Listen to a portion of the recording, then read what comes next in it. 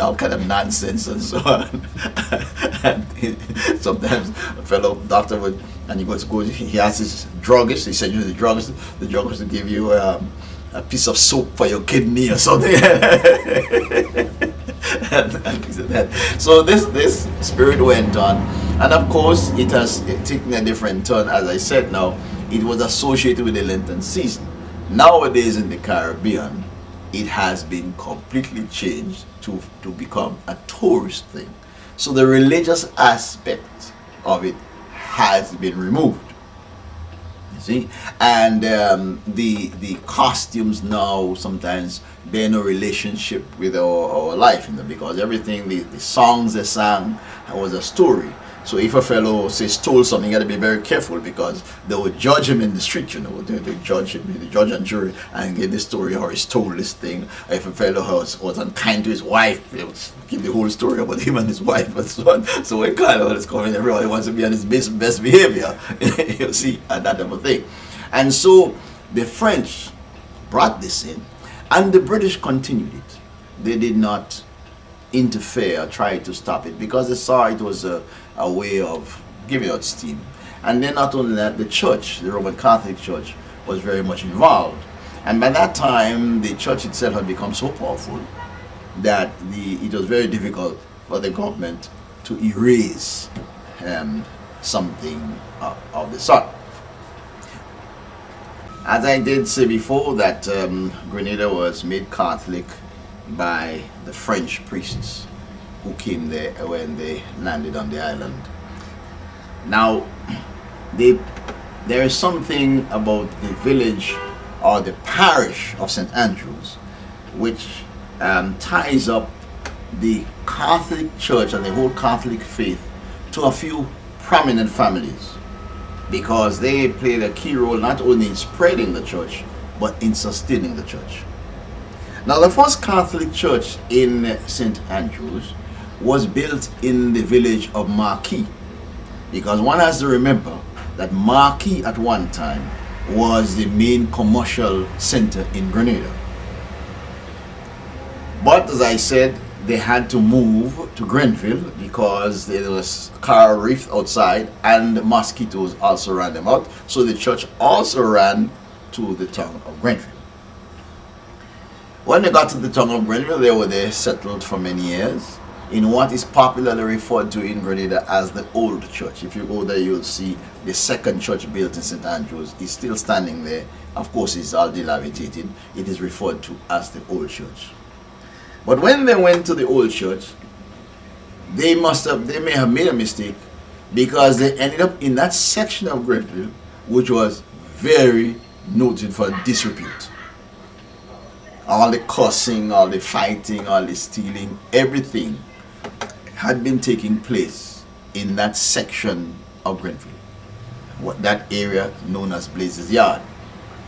And so in 1919, a gentleman by the name of Francis Noel encouraged the Catholic Church to leave, to close down the old church and find another place.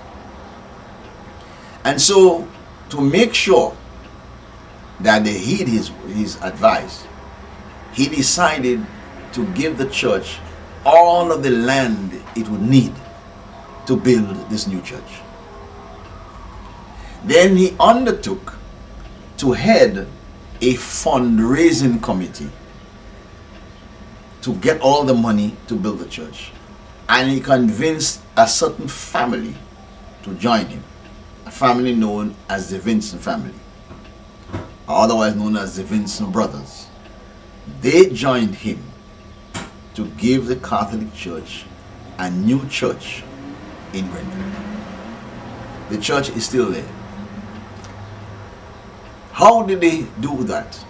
He got them to agree that one member of that team would stand all the expenses that it would require to build a certain section of the church. Then the next person will take another section and the other section until the church was complete. So when the church was built, The Catholic community did not owe a penny because the Noels and the Vincents, under the arrangement, had produced all of the money needed to build the church. They made one condition, that the congregation should raise the money to put an upstairs and to buy an organ.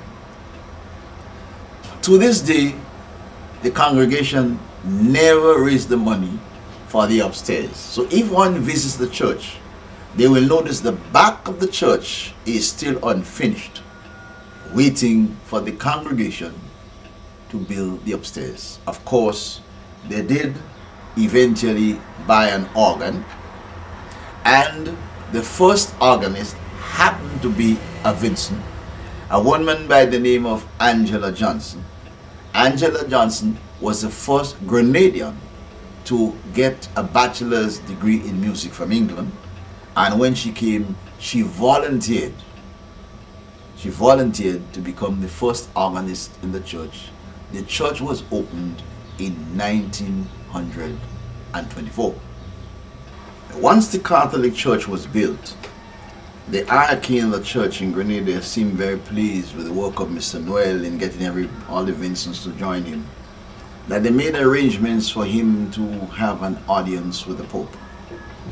And so in 1927, Francis Noel and his wife, they became the first West Indians to have had an audience with the Pope. When he returned, he urged the Catholic Church to build a church in the village of Grove, because in those days, with one church in the whole parish, people had to travel 4 and 5 and 6 miles to come to church. Again, Evis Noel gave the land for this new church and a school at the same time. And he got the Vincents again. With him to give the people of Grove a church and a school. In those days, there was no pipe-borne water in the village. Francis Noel built a reservoir, which still exists in the village of Grove, to pump water from the reservoir to the presbytery where the priests live. Of course, it is no longer in use, but the reservoir is still there.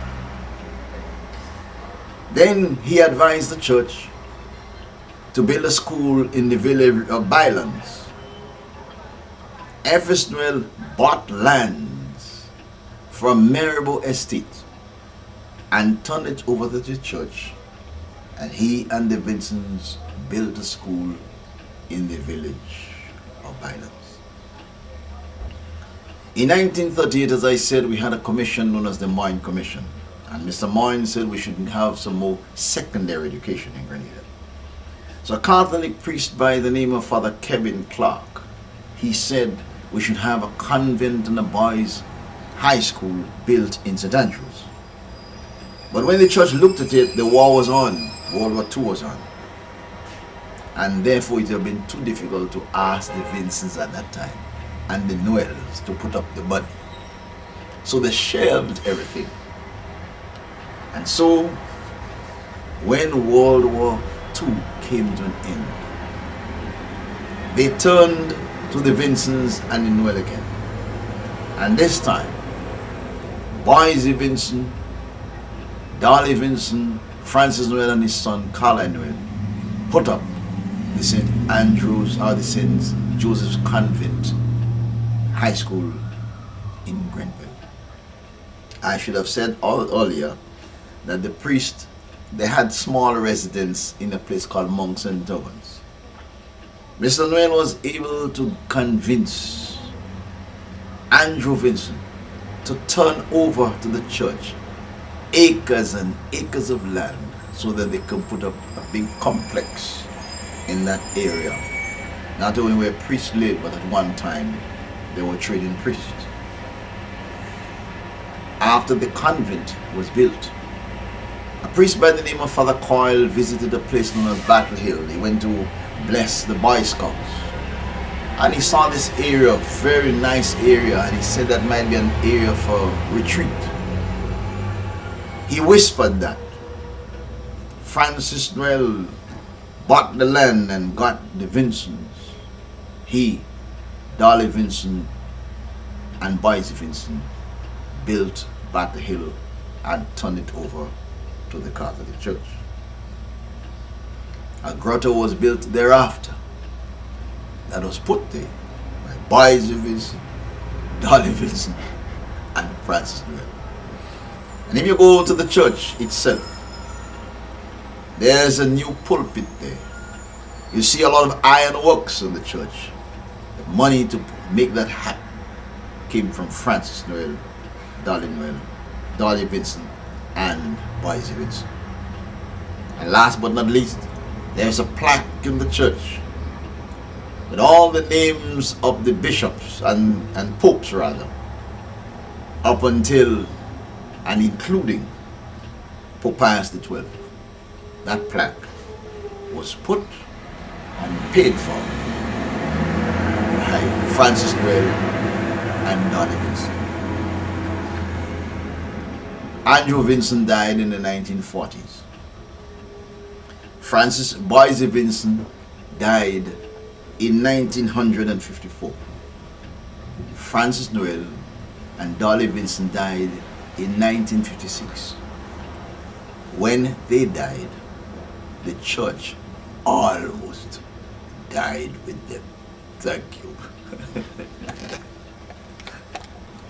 Throughout Grenada's history, we have had a few hurricanes and rainstorms.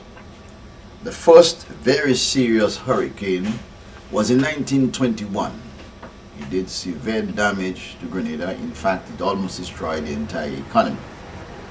Then in 1938, we had a massive rainstorm in Grenada. The rainstorm washed out one of the main bridges in Grenada, known as the Queen's Park Bridge. They had a nice concrete bridge. It was washed away. When that happened, the government built a temporary bridge on what is known as the riverside end, the roadside end of the Queen's Park Savannah. A temporary bridge. Incidentally, the bridge is still there. It was designed by a man known as Sion.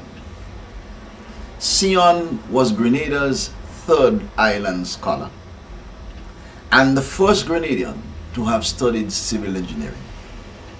And he designed that temporary bridge. The engineer who supervised the construction was a man known as Clary Rennick. Years later, the government decided then it was time to replace the bridge which was washed away. And they had an English firm based in Trinidad by the name by R.A. Fedon and Company. And they built a beautiful iron bridge, the truss bridge. And in December of 1950, they opened the bridge, officially opened the bridge. That bridge was opened by His Honor the Administrator, Mr. George C. Green. And therefore, the bridge is known as the Green Bridge. Significantly, the bridge is painted green. And many people seem to think that it is a green bridge because of its color, and not because it was opened by George C. Green. Then, in 1955, September the 2nd, 1955, we had another hurricane. Before that, after 38, every year the government would be warning of hurricanes coming and nothing happened, so the people were ignoring and ignoring. And at long last, in 1955, a hurricane did hit. Hurricane Janet. And that destroyed, literally destroyed, the nutmeg and cocoa industries in Grenada. So the agriculture collapsed in Grenada. It so frightened the population that masses of our people